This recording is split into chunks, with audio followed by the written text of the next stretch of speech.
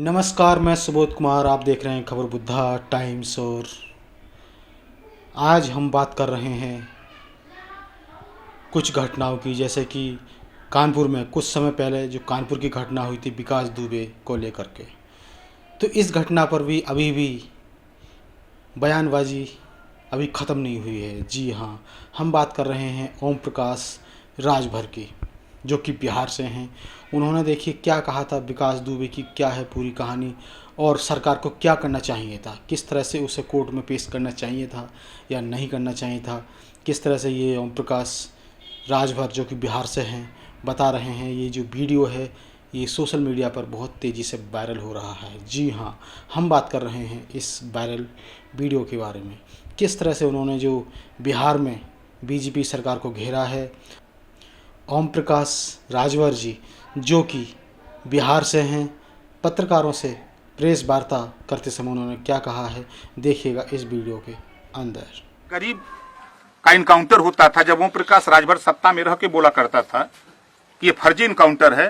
चाहे मुकेश राजभर का मामला रहा हो चाहे किसी का मामला रहा हो, हम बराबर कहते थे कि ये फर्जी इनकाउंटर हो रहे हैं। और आज भी विकास दुबे का फर्जी इनकाउंटर है। वो अपराधी था। अगर जिसके खिलाफ 60-60 मुकदमे थे तो आपकी सरकार क्या कर रही थी, बीजेपी सरकार क्या कर रही थी? उसको उसके खिलाफ राष्ट्रीय गैंगस्टर लगा के जेल में डालना चाहिए था, तो आज हमारे 8 सिपाही शहीद नहीं होते, आज उसका काउंटर नहीं होता, आज इतना बड़ा उपद्रव नहीं होता। लेकिन पुलिस ये कानून को, बीजेपी कानून को नहीं मानती। अगर कानून को मानती, अगर वो उज्जैन में गिरफ्तार हुआ तो राजस्थान में उसको पेश करना चाहिए था कोर्ट में। कोर्ट से यहाँ की पुलिस जाती, वहां रिमांड पे लेती, ले आती, अपना पूछताछ करती। जिस दिन पूछताछ करती, उत्तर प्रदेश के बड़े बड़े मिनिस्टर और मुख्यमंत्री के चेंबर में रहने वाले अच्छे अच्छे लोग पकड़े जाते। इस नाते उसका फर्जी इनकाउंटर कर दिया गया। कानून है देश में, आप कानून नहीं हो, कानून संविधान देश से चल रहा है। संविधान में आप उसको पेश करते मजिस्ट्रेट के सामने, फांसी दे देते, आप उसको स्पेशल कोर्ट बना करके फांसी दे देते, कोई दिक्कत नहीं थी। लेकिन आपने उसका फर्जी इनकाउंटर किया। ये मैं कह रहा हूं, पूरा देश कह रहा है फर्जी इनकाउंटर है। सुप्रीम कोर्ट ने भी इस बात को उठाया है और जांच बैठा दिया सुप्रीम कोर्ट। तो ये सरकार हिटलर शाही कर रही है, किसी गरीब को चैन से जीने नहीं देना चाहती है, पुलिस के बल पे गुंडागर्दी करना चाहती है। भाई दुनिया तो डरे, लेकिन ओम प्रकाश राजभर डरने वाला नहीं है। सर, ये राम मंदिर का शिलान्यास होने जा रहा है, इस पे कुछ क्या? देखिए, आज देश में अस्पताल की जरूरत है। पूरे उत्तर प्रदेश में 6 साल में एक भी अस्पताल का उद्घाटन मोदी जी ने नहीं किया, एक भी अस्पताल का उद्घाटन नहीं किया। आज कोविड-19 अगर बीमारी है तो उसके लिए वेंटिलेटर की जरूरत है, उसके लिए पीपीई किट की जरूरत है, उसके लिए मास्क की जरूरत है। आज सड़क पे लोग जा रहे हैं, उनको पकड़ के चालान हो जा रही है। अरे सरकार में बैठे हुए लोग अगर लायक हो तो 50 रुपए का मास्क देकर के उसको अल्टीमेटम देते कि अगली बार अगर तुम पकड़े गए तब तुम्हारे खिलाफ कार्रवाई होगी। लेकिन ऐसा नहीं, क्योंकि गरीबों इस महामारी में लूट मची है। थाने पे जाओ, 20,000 दो, 25,000 दो तो एफआईआर होगा, नहीं दोगे तो जाओ घूमो, मार खाओ पुलिस का। ये है तानाशाही।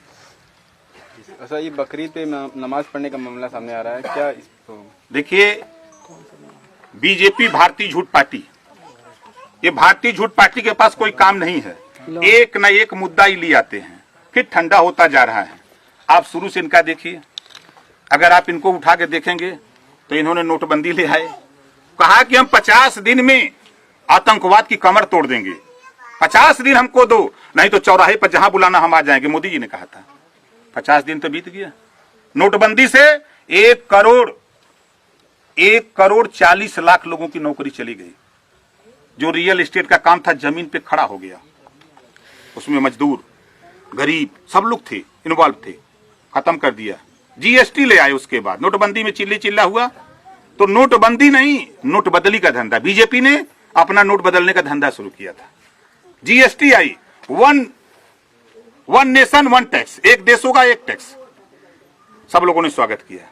मोदी जी, हम आपके माध्यम से पूछना चाहता हूं बीजेपी से, भारतीय झूठ पार्टी से, कि पेट्रोल और डीजल पे जीएसटी क्यों नहीं? आज 80 रुपया पेट्रोल क्यों बिचवा रहे हो? आज जीएसटी लागू हो जाए तो 35 से 40 रुपया में पेट्रोल और डीजल बिकने लगेगा। ये क्यों नहीं? क्योंकि वो अंबानी अडानी उनके रिश्तेदार हैं, लोग गुजराती लोग हैं, इस नाते वो पेट्रोल और डीजल पे जीएसटी नहीं, one tax one nation one tax की बात किया तो फिर उस पर टैक्स क्यों नहीं?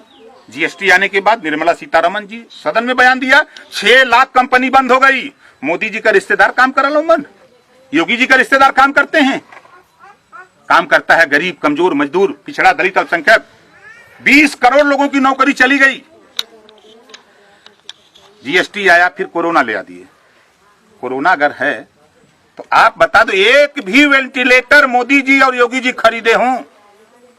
जब संविधान के दायरे में प्रधानमंत्री केयर फंड बना हुआ है तो नया केयर फंड लूट वाला फंड क्यों बना लिए? एक प्रधानमंत्री केयर फंड जो बना, ये लूट कंपनी है। देश लड़ रहा है कोरोना से, टीवी में प्रचार हो रहा, कोरोना से लड़ो, घर से मत निकलो। अभी कहां लड़ रहे हैं?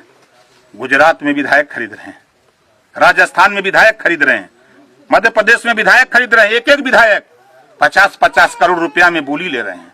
पैसा देके विधायक खरीद के सरकार बना रहे हैं। जब अस्पताल बनाना है तो मंदिर बनाएंगे, जब वेंटिलेटर खरीदना है, पीपीई किट खरीदना है तो विधायक खरीदेंगे। ये है सरकार। इनके कारनामे बहुत कठिन है। सही चीज थोड़ा छोटा बोली करते हैं।